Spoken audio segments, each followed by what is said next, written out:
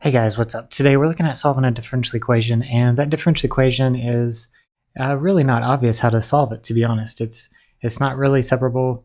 It's not linear because of the y squared right there. It's really not super straightforward. So what we're going to do is write it in differential form to see maybe if it's exact or if it's like a homogeneous type where we have to do a substitution.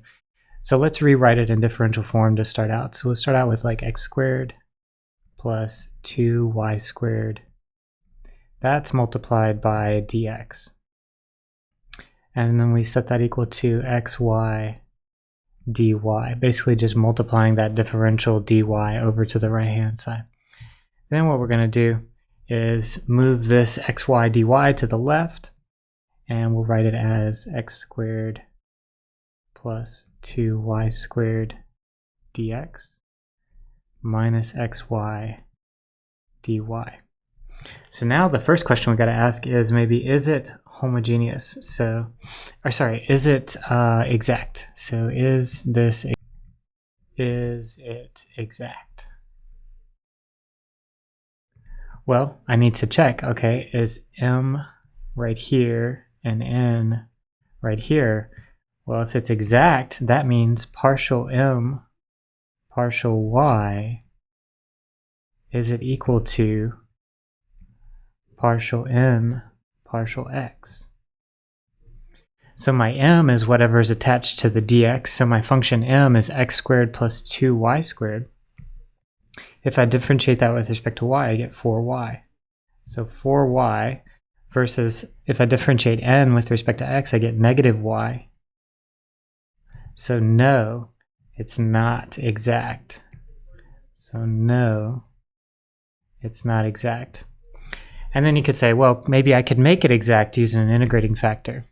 And you could go through that. It's actually, after this point, a little more obvious to us, maybe, that if we were to take m of tx ty, n of tx ty, maybe we would get it to be homogeneous. So the second thing we're going to ask is it homogeneous? So is it homogeneous? Well, the way we check that is we check m of tx ty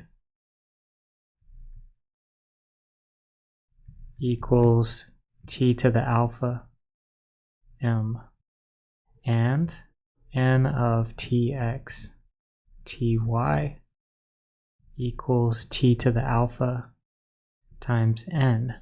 And if alpha is the same in both cases, then it is a homogeneous differential equation where we use the substitution to solve it. So let's look at m of tx ty. So m of tx ty, well, that will be equal to tx quantity squared plus 2 times ty quantity squared.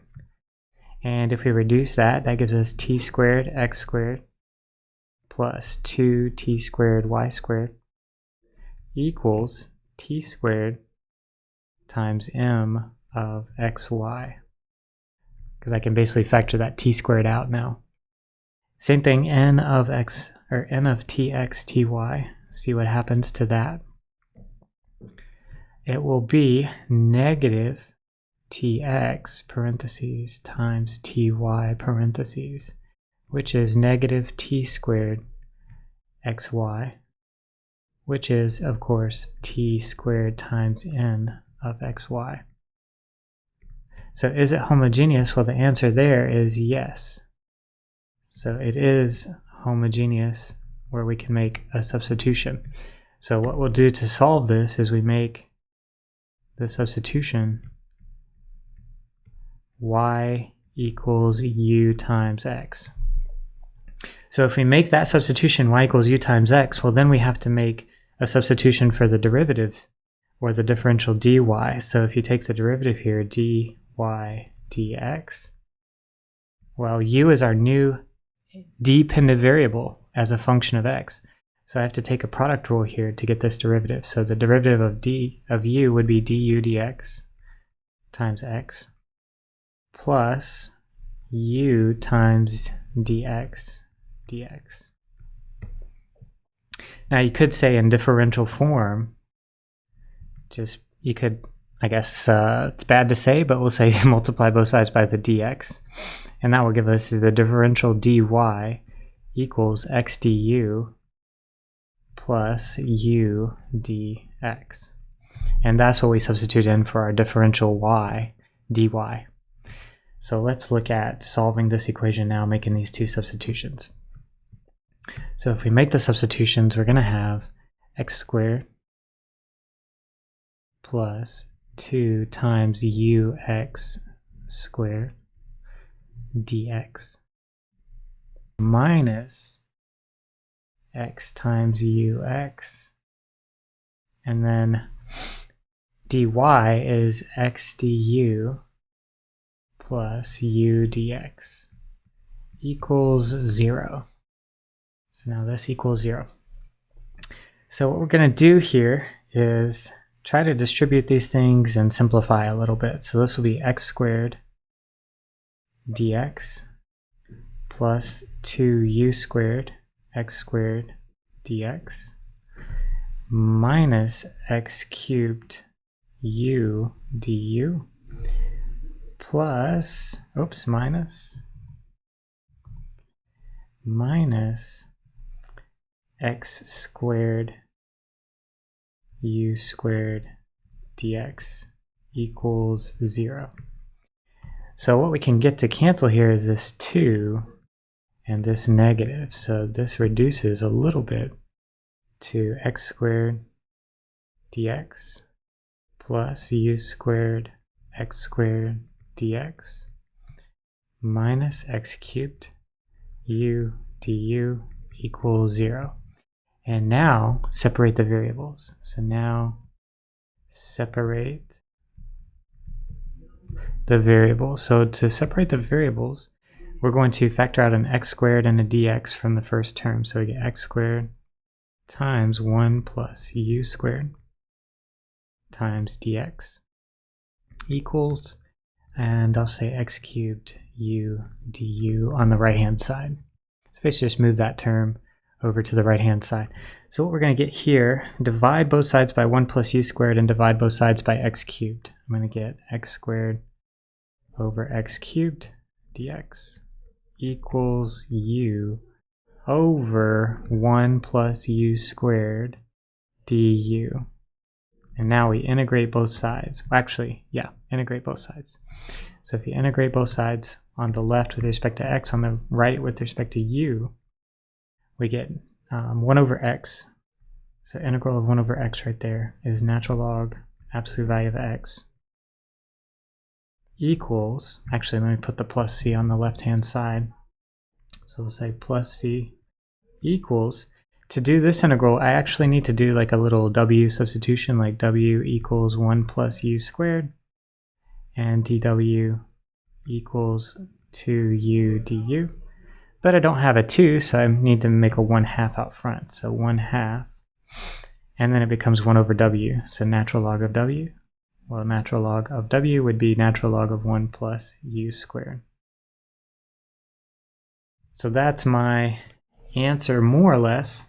I need to figure out what c is. Well, I can use my initial condition and substitute u equals y over x, because y was equal to x times u equals y over x. So here we're going to get natural log absolute value of -1 plus c equals 1/2 natural log absolute value 1 plus, so y squared is 1 over -1 squared. So this is going to be natural log of 1 is 0 plus c equals 1/2 natural log absolute value 1 plus 1. So c is equal to 1/2 natural log of 2. So let's keep going a little bit with this, see where we can go. So right now we've got natural log of x plus 1/2 natural log of 2 equals 1/2 natural log of 1 plus y squared over x squared. So multiply the whole equation by 2, I guess, and that would put a 2 right here. And we cancel this and cancel that. So natural log of x squared right there plus natural log of 2 would equal natural log of 1 plus y squared over x squared. And I can drop the absolute values now because everything's positive at this point. I can combine these two to give me natural log of 2x squared. And over here I can just say natural log of 1 plus y squared over x squared. And because natural log is a one-to-one function, I can actually equate these, and I can say 2x squared equals 1 plus y squared over x squared. Or I could say 2x to the 4 equals x squared plus y squared. And that's an implicit solution. And actually, I wouldn't necessarily personally require it to go all the way there. I could actually stop back up here at the first line. But if you need more of a textbook type answer, that would probably be something that you would see in a textbook. But this the top is good enough for me as far as I'm concerned. So that's how we do it.